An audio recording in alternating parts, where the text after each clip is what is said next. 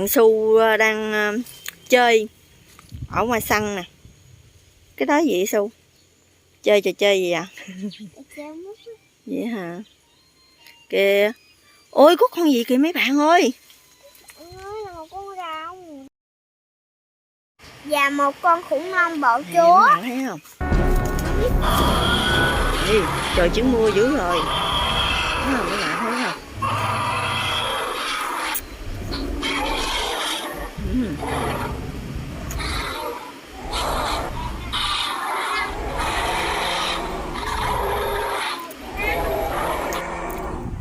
Chỗ núp đi, hai con đấu nhau dữ rồi, ghê quá.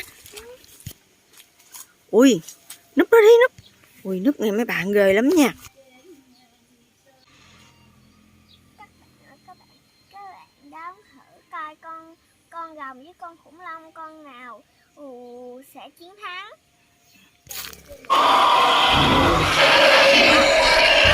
Ui, ghê quá.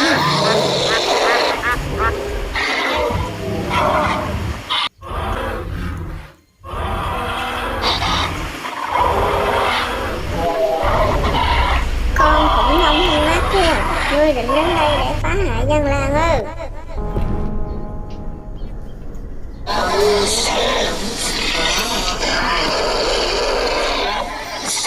Có rồng ta ở đây, ngươi đừng hòng, hãy biết khỏi hành tinh này.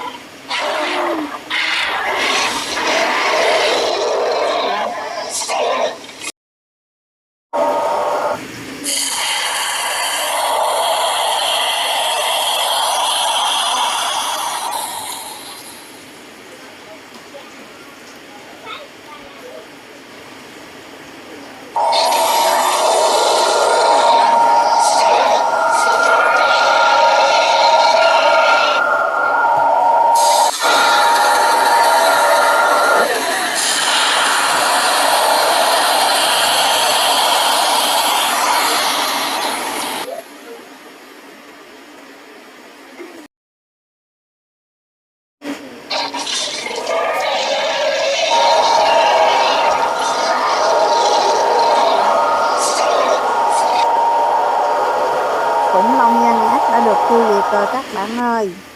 Hãy đăng ký kênh để xem được nhiều video hơn nhé.